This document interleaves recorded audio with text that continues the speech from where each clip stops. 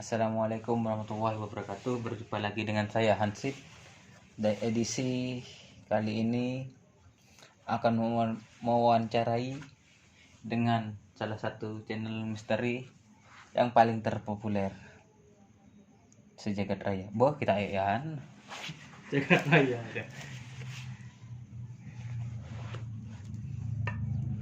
Di sini saya bersama pakar misteri yang ada di misteri channel nama channelnya apa, Mas? Uka channel. Ya, bersama Uka channel. Di sini sudah bersama pakar misterinya. Mas, selama Anda di misteri Uka channel, apa yang sering Anda temui atau pengalaman apa yang sering Anda jumpai? Pengalaman tentunya banyak. Dan kejadian-kejadian mistis yang saya dapati itu sangat banyak sekali. Memang sosok-sosok di suatu lokasi pasti ada, tapi mereka tidak nampak. Bagaimana cara kita memanggil atau berinteraksi dengan mereka? Dengan salah satu ritual. Contohnya ritual apa, Mas? Ritualnya banyak sekali. Yang terutama saya sering menggunakan itu ajian kejawen. Ajian kejawen ya, Mas. Itu ilmu leluhur dari Jawa. Iya. Terus yang Anda pernah jumpai apa saja, Mas? Dalam misteri, misalnya di sebuah makam yang sangat angker. Kalau di makam itu dominan dengan kunti. Oh iya ya. Dia tidak langsung menampakkan, tapi dari jarak jauh dia seakan menggoda saya untuk melakukan interaksi.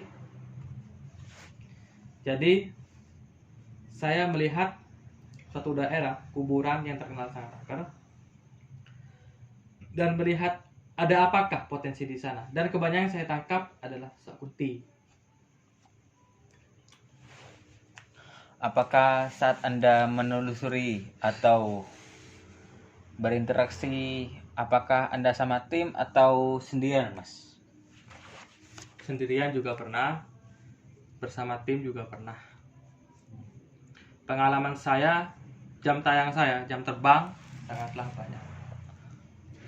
Jadi saya bisa katakan di semua tempat yang tidak ada penghuni maupun itu lokasi-lokasi tragedi, entah itu pembantaian, kecelakaan, apapun itu, pasti ada sosok yang menyerupai korban dari tragedi itu. Contoh, orang kecelakaan, dia rohnya ini seakan bergentayangan. Sebenarnya itu bukan. Itu adalah sosok jin yang menyerupai dari makhluk itu. Terus pernahkah Anda berhadap-hadapan atau semacamnya? Atau seperti apalah? Kalau berhadapan itu maksud Anda mungkin berinteraksi, memediumisasi orang. Nah, kebanyakan sosok siluman yang hadir. Seperti apakah siluman itu? Dia menjadi bujuk, dan kiai, syekh, apa itu. Sosoknya dia siluman. Dan tapi dia mengklaim bahwa dirinya adalah sosok bujuk penghuni di sana yang bertahun-tahun menguasai daerah situ. Pernahkah Anda melihat secara langsung? Pernah. Sering sekali. Tapi saya tidak takut. Karena saya memegang 4 dalam diri saya. Itu bukan jimat. Yang menurut orang tua dulu, pada sesepuh, yang pertama, acining diri, soko ati acining rogo, soko busono. Ajineng diri, percaya kepada diri sendiri, ajineng ati dan hati kita, rogo raga kita, busono dengan pakaian kita. Karena itu jimat yang paling ampuh. Percuma orang memakai jimat, memakai kodam, tapi di jiwanya masih ada ketakutan. Itu sangat tidak berguna sekali. Percuma. Terus pengalaman apa lagi Mas yang sering Anda ketahui? Pengalaman bahwa di tempat sana katanya angker, tapi kita telusuri tidak ada apa-apa. Banyak mitos-mitos yang sudah saya pecahkan. Mitos banyak sekali dari kalangan masyarakat yang mengatakan bahwa tempat ini itu dulunya merupakan tempat yang menjadi salah satu ritual dari dukun-dukun yang ingin mengambil ilmu dari sebuah tempat itu dengan melakukan pertapaan. Tapi ketika saya ke sana tidak terjadi apa-apa. Bahkan saya tidak menemukan sosok-sosok yang katanya sering menampakkan di sana. Dan berbagai cara saya sudah melakukan, dari ritual, dari segi pemanggilan, itu tidak ada yang menampakkan, tidak ada yang berinteraksi. Ritual apa aja untuk memanggil makhluk halus agar bisa berinterogasi atau interaksi? Itu pakai asma, penarikan. Dari tempat yang katanya angker, kita tarik jin di sana itu untuk masuki raga mediator. Itu memakai asma namanya. Asma leduni, asma jawen, banyak sekali sih ajian-ajian yang bisa melakukan mediumisasi penarikan untuk memediumisasi orang.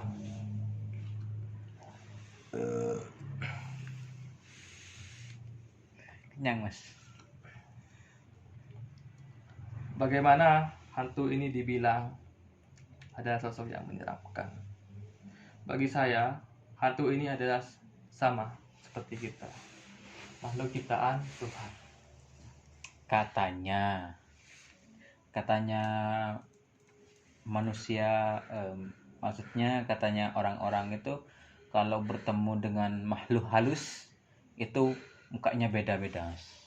Seperti muka hancur, terus mukanya itu Iya. Karena itu adalah sebuah perwujudan dari makhluk halus. Sebenarnya pikiran kita yang akan menangkap objek penampakan yang apa kita lihat. Kita memikirkan pocong, kita akan melihat bahwa itu adalah pocong. Berarti langsung spontanus ya? Spontan. Pertama dari dalam pikiran kita sendiri. Iya.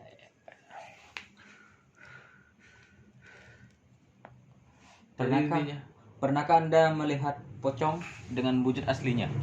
Nah, seperti apakah wujud pocong itu Mas? Wujud pocong memanglah sangat menyeramkan. Tapi di sisi lain, pocong itu sangat lucu. Karena kita sering mendengar bahwa pocong ini seperti guling yang kita peluk saat tidur. Itu sangat lucu. Jangan kita beranggapan pocong ini menakutkan. Kalau menakutkan, itu nanti akan terlihat seram oleh kita sendiri.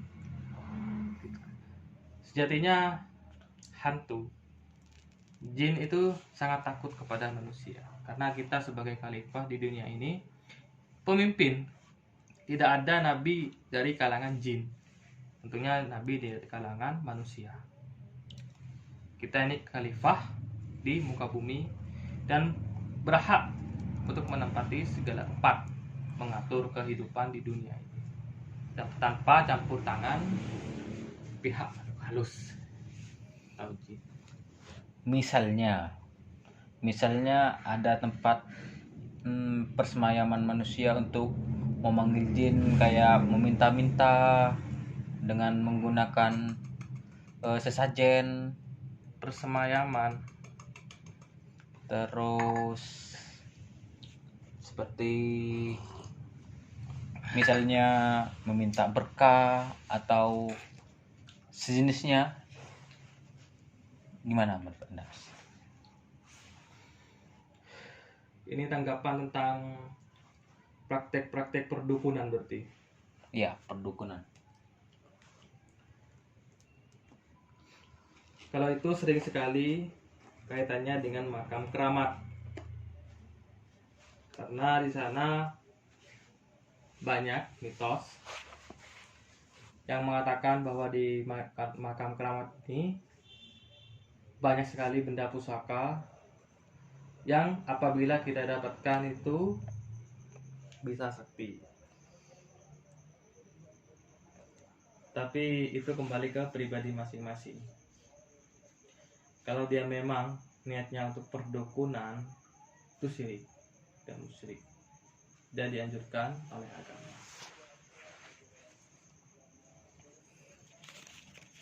Pernahkah Anda lari? Tidak Maksudnya lari itu lari dari kenyataan, gitu maksudnya. itu hal-hal yang bodoh itu, Mas. Loh, kalanya lari. Kalau saya lari dari kenyataan pernah. Kalau nyari dari hantu tidak.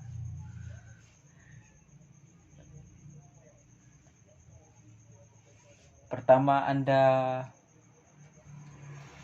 membuka channel, apa yang ada di hati Anda? Yang pertama itu keyakinan, keberanian, dan kemauan. Cuma 3 itu aja. Iya. Selain itu, Selain itu kembali lagi kepada niat kita.